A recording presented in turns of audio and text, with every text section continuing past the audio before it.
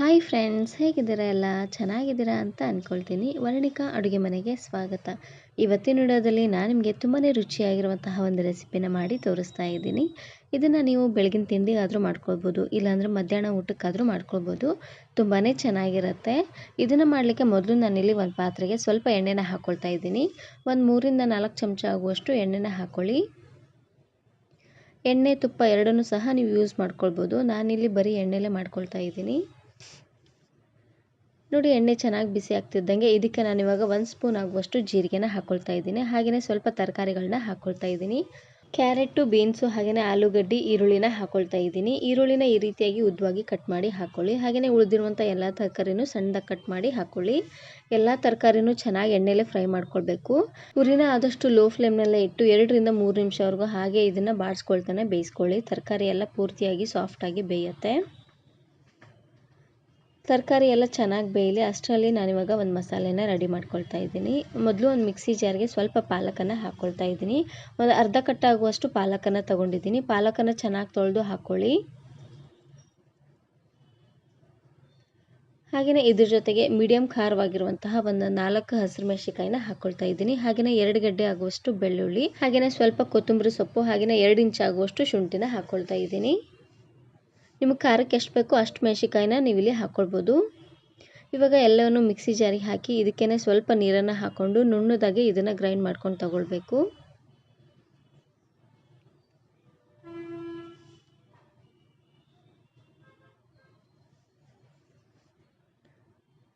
ಇವಾಗ ನೋಡ್ತಾ ಇರ್ಬೋದು ತರಕಾರಿ ಎಲ್ಲ ಪೂರ್ತಿಯಾಗಿ ಸಾಫ್ಟಾಗಿ ಚೆನ್ನಾಗಿ ಬೆಂದಿದೆ. ಇದಕ್ಕೆ ನಾನಿವಾಗ ಚೆನ್ನಾಗಿ ಹಣ್ಣಾಗಿರುವಂತಹ 1 ಟೊಮೆಟೊನ ಹಾಕ್ಕೊಳ್ತಾ ಇದ್ದೀನಿ. ಹುಳಿ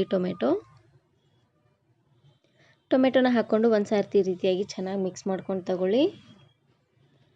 ಇದಕ್ಕೇ ನಾನಿವಾಗ ರುಚಿಗೆ ತಕ್ಕಷ್ಟು ಉಪ್ಪನ್ನು ಹಾಕ್ಕೊಳ್ತಾ ಇದ್ದೀನಿ. ಉಪ್ಪನ್ನು ಹಾಕಿ ಬೇಯಿಸೋದ್ರಿಂದ ಟೊಮೆಟೊ ಬೇಗ ಸಾಫ್ಟ್ ಆಗುತ್ತೆ. ಹಾಗೆಯೇ ಟೊಮೆಟೊ ಅಲ್ಲಿರುವಂಥ ನೀರೆಲ್ಲ ಚೆನ್ನಾಗಿ ಬಿಟ್ಕೊಳ್ಳುತ್ತೆ. ಹಾಗೆಯೇ ಉಳಿದಿರುವಂಥ ಎಲ್ಲ ತರಕಾರಿಗಳಿಗೂ ಚೆನ್ನಾಗಿ ಉಪ್ಪು ಎಳೆಯುತ್ತೆ. ನೋಡಿ, ಉಪ್ಪನ್ನು ಹಾಕಿದ ಮೇಲೆ ಈ ರೀತಿಯಾಗಿ ಮಿಕ್ಸ್ ಮಾಡ್ಕೊಂಡಾದ್ಮೇಲೆ ಇದಕ್ಕೆ ನಾನಿವಾಗ ಉಳಿದಿರುವಂತಹ ಪದಾರ್ಥನ ಹಾಕ್ಕೊಳ್ತಾ ಇದ್ದೀನಿ. ಇವಾಗ ನಾನಿಲ್ಲಿ ರುಬ್ಬಿರುವಂತಹ ಮಸಾಲೆನ ಹಾಕ್ಕೊಳ್ತಾ ಇದ್ದೀನಿ, ಪಾಲಕ್ ಮಸಾಲೆ.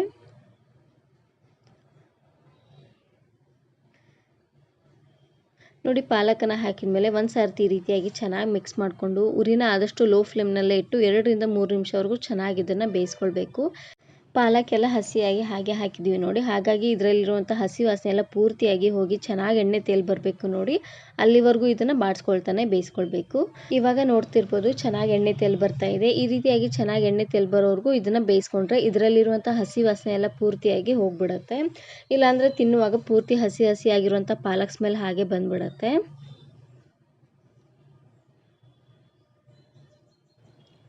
ನೋಡಿ, ಈ ರೀತಿಯಾಗಿ ಮಿಕ್ಸ್ ಮಾಡಿದಾದ್ಮೇಲೆ ಇವಾಗ ನಾನಿಲ್ಲಿ ಸ್ವಲ್ಪ ಅರಿಶಿನ ಪುಡಿನ ಹಾಕ್ಕೊಳ್ತಾ ಇದ್ದೀನಿ. ಒಂದು 1/4 ಚಮಚ ಇಲ್ಲಾಂದರೆ ಅರ್ಧ ಚಮಚ ಆಗುವಷ್ಟು ಅರಿಶಿನ ಪುಡಿನ ಹಾಕ್ಕೊಳ್ಳಿ. ಹಾಗೆಯೇ 1 ಚಮಚ ಆಗುವಷ್ಟು ಗರಂ ಮಸಾಲಾನ ಹಾಕ್ಕೊಳ್ತಾ ಇದ್ದೀನಿ. ನಿಮ್ಮ ಮಸಾಲೆ ಸ್ವಲ್ಪ ಹೆಚ್ಚು ಕಡಿಮೆ ಸಹ ನೀವು ಇಲ್ಲಿ ಮಾಡ್ಕೊಳ್ಬೋದು. ಎರಡನ್ನೂ ಹಾಕಿ ಒಂದು ಸಾರ್ತಿ ಈ ರೀತಿಯಾಗಿ ಚೆನ್ನಾಗಿ ಮಿಕ್ಸ್ ಮಾಡಿಕೊಂಡು ಇವಾಗ ನಾನಿಲ್ಲಿ ಅಕ್ಕಿನ ಹಾಕ್ಕೊಳ್ತಾ ಇದ್ದೀನಿ. ಅಕ್ಕಿನ ಚೆನ್ನಾಗಿ ತೊಳೆದು ಒಂದು ಅರ್ಧ ಗಂಟೆ ಅಷ್ಟೊತ್ತು ನೆನೆಸಿಟ್ಟಿದ್ದೆ. ಅಕ್ಕಿನ ಈ ರೀತಿಯಾಗಿ ನೆನೆಸಿ ಮಾಡ್ಕೊಳ್ಳಿ, ಉದ್ದುದ್ರಾಗಿ ತುಂಬಾ ಚೆನ್ನಾಗಿ ಬರುತ್ತೆ. ನೋಡಿ, ನಾನು ಈ ಗ್ಲಾಸಲ್ಲಿ 1.5 ಗ್ಲಾಸ್ ಆಗುವಷ್ಟು ಅಕ್ಕಿನ ತೊಗೊಂಡಿದ್ದೆ. 1 ಗ್ಲಾಸ್ ಅಕ್ಕಿಗೆ 2.5 ಗ್ಲಾಸ್ ಆಗುವಷ್ಟು ನೀರನ್ನು ಹಾಕ್ಕೊಳ್ಳಿ, ಕರೆಕ್ಟಾಗಿ ಉದ್ದುದ್ರಾಗಿ ಬರುತ್ತೆ. ಕುಕ್ಕರಲ್ಲಿ ಮಾಡ್ಕೊಳ್ಳೋ ಹಾಗಿದ್ದರೆ 1 ಗ್ಲಾಸ್ ಅಕ್ಕಿಗೆ 2 ಗ್ಲಾಸ್ ಆಗುವಷ್ಟು ನೀರನ್ನು ಹಾಕಿದ್ರೆ ಕರೆಕ್ಟಾಗಿ ಉದ್ದುದ್ರಾಗಿ ಬರುತ್ತೆ. ಪಾತ್ರೆಯಲ್ಲಿ ಮಾಡಿದ್ರೆ 1 ಗ್ಲಾಸ್ ಅಕ್ಕಿಗೆ 2.5 ಗ್ಲಾಸ್ ಆಗುವಷ್ಟು ನೀರನ್ನು ಹಾಕ್ಕೊಳ್ಳಿ. ನೋಡಿ, ಅಕ್ಕಿ ಹಾಗೆ ನೀರನ್ನು ಹಾಕಿದ ಮೇಲೆ ಒಂದು ಸಾರ್ತಿ ಈ ರೀತಿಯಾಗಿ ಚೆನ್ನಾಗಿ ಮಿಕ್ಸ್ ಮಾಡಿಕೊಂಡು ಪ್ಲೇಟನ್ನು ಈ ರೀತಿಯಾಗಿ ಅರ್ಧಕ್ಕೆ ಮುಚ್ಚಿ ಇದನ್ನು ಬೇಯಿಸ್ಕೊಳ್ಬೇಕು.